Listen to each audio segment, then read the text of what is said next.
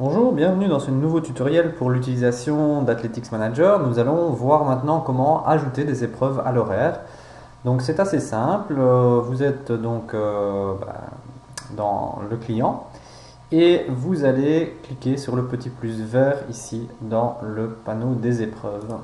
Alors, vous pouvez choisir de démarrer soit avec le type d'épreuve, c'est pas toujours conseillé, ou plutôt de démarrer avec la catégorie. Donc admettons que je veux ajouter un 60 mètres Benjamin garçon, je vais aller simplement taper ici BEN pour Benjamin, je vois j'ai Benjamin M, je double-clique. En double-cliquant, je prends en compte la catégorie de l'épreuve et je vais aller double-cliquer sur le 60 mètres. Automatiquement, je passe à ma fenêtre de paramétrage avancé des épreuves. Je vais dans le titre rajouter la catégorie. Alors ça, comme faire le premier tutoriel qui explique un petit peu la problématique des catégories dans le titre de l'épreuve, notamment pour l'opérateur photo finish si vous avez un lien. Moi je considère qu'on a un lien direct par réseau ou par l'ancien lien série avec la photo finish et donc il faut absolument dans ce titre d'épreuve aller manuellement rajouter la catégorie. Ça sera peut-être quelque chose qui va être corrigé plus tard, mais en attendant, c'est pas bloquant si on travaille de cette manière. Donc je mets Benjamin garçon ou Benjamin homme, voilà, peu importe, et c'est bon. Alors ensuite dans l'onglet tour, je vais affecter à la session principale. Si jamais j'ai un tour avec des séries et puis des finales, je peux ici à gauche rajouter en fait des tours autant que je veux avoir par exemple série, demi-finale, finale. C'est là-dedans que ça se joue et chaque fois, pour chaque tour, je vais aller paramétrer les différents paramètres. Alors, on verra dans une vidéo spécifique l'utilisation des tours avec la qualification, les méthodes de qualification, etc. Donc ici, je vais supprimer ce que j'ai fait. Par défaut, laisser la petite astérisque, c'est bien. Alors, je retrouve ici les paramètres par défaut que j'avais paramétrés justement dans les infos du meeting, et notamment avec la méthode Simple Best First. C'est ici que je peux vérifier que j'ai donc bien sélectionné celle que je veux. Par défaut, c'est Simple Best First. Je vous avais expliqué qu'on pourrait, donc au lieu d'avoir les meilleurs athlètes dans les premières séries, avoir les meilleurs athlètes dans les dernières séries. Ça dépend. En province de Liège, on met très souvent les meilleurs dans les premières séries. Ça se fait pas forcément partout. Dans ce cas-là, vous avez alors Simple Best Last. Donc la voici. Et ça fait la même chose, sauf que donc couloirs centraux les meilleurs, vers les extérieurs les moins bons par série, et les premières séries avec les moins bons athlètes, les dernières séries avec les meilleurs athlètes.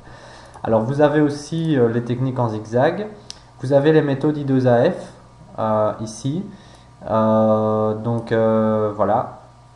Ça, c'est la méthode I2AF. Donc, je vous renvoie aux règles I2AF pour savoir comment ça se passe en fait au niveau de la méthode de répartition des séries. Et voilà. Mais donc, principalement, vous allez utiliser celle-là. Vous avez aussi championnat BFA. Ici, si vous êtes dans un championnat BFA, vous pouvez choisir cette méthode de répartition de séries. Et ça fonctionnera très bien aussi en fonction de ce qu'on fait au championnat LBFA. Donc voilà, à choisir en fonction. Vous pouvez aussi grouper par date de naissance. Vous pouvez aussi grouper par groupe. Voilà, il y a moyen de faire plusieurs choses, mais par défaut, normalement, on laisse Simple Best First ou Simple Best Last dans les meetings traditionnels. Je vais laisser ici Simple Best First. Vous avez toujours le temps pour une série. Bon, en fait, ça vous permet d'ajuster sur la feuille de participation. Ben, vous avez l'heure de départ de la première épreuve, admettons que c'est prévu à 12 heures, comme c'est le cas ici. Vous pouvez dire que toutes les séries se font chaque fois toutes les 3 minutes. Et du coup, à la série 2, on verra que l'heure de départ c'est 12h03. À la série 3, ce sera 12h06 et ainsi de suite. C'est pas très utile de nouveau dans le cadre de meeting de base. Et il faut déjà pouvoir bien gérer son meeting pour avoir une rigueur à la minute comme ça au niveau des séries. Et donc voilà. Pour le meeting lambda, c'est pas utile d'aller préciser ça, vous laissez tel quel et vous ne changez rien. Méthode de qualification, j'ai dit on en parlera dans la vidéo dédiée. Et les méthodes de cotation aussi, on ne parle pas de ça maintenant. Donc on peut laisser tout par défaut. Alors, une astuce, vous avez vu que j'ai dû sélectionner session principale. Pourquoi c'est arrivé? Parce que mon filtre est mis à tout dans les épreuves avant d'aller cliquer sur l'ajout d'épreuve. Je vais vous montrer avec l'épreuve suivante que si on met le filtre ici session principale, quand on ajoute une épreuve, alors par défaut, il proposera session principale. Donc ça c'est pas mal pour gagner un petit peu de temps. Ici je vais faire OK. Alors si vous voulez ajouter une autre épreuve directement, vous faites OK, ajouter une autre épreuve. Moi je ne vais pas le faire, je vais juste sauvegarder celle-ci. Et je vois qu'il a mis 3 fois l'épreuve, ça c'est étonnant. Je pense que c'est lié au fait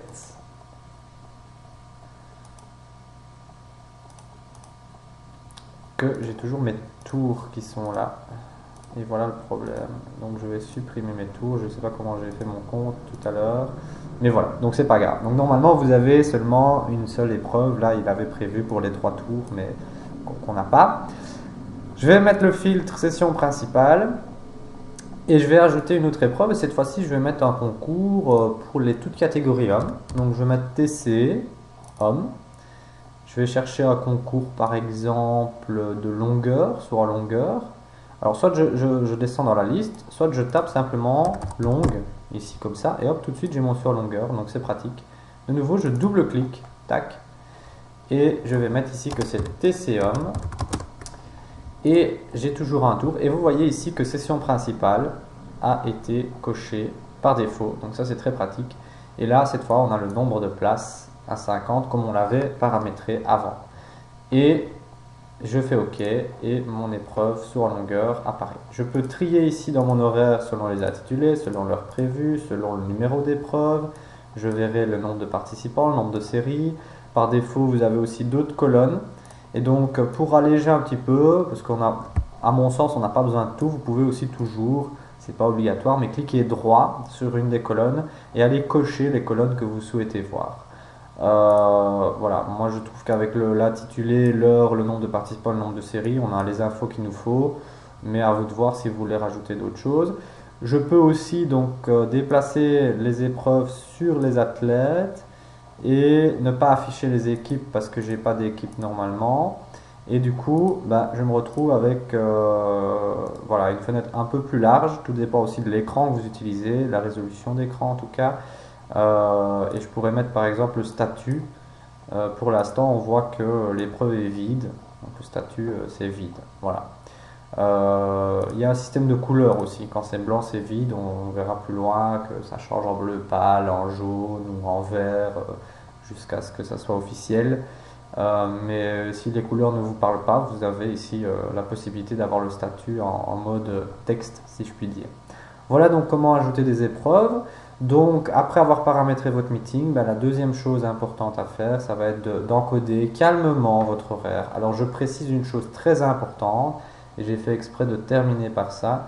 Il ne faut jamais encoder son horaire le jour même de la compétition. C'est vraiment un bon conseil que je donne ici, c'est d'encoder toujours l'horaire le jour avant, au maximum.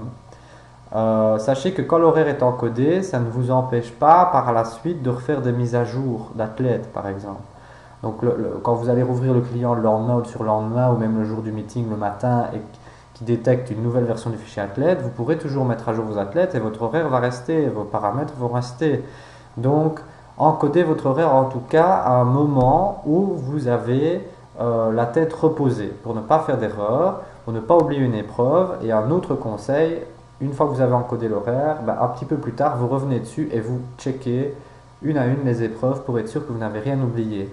Particulièrement, par exemple, pour des épreuves de poids, où on va devoir avoir pour les masters de tel âge à tel âge tel poids, et puis tel âge à tel âge tel poids, donc on a vite oublié une. Et alors après, quand il faut inscrire sur le moment même, on se dit, bah flûte, j'ai pas d'épreuve pour inscrire mes athlètes, bah oui, j'ai oublié de la mettre, et c'est toujours un petit peu embêtant.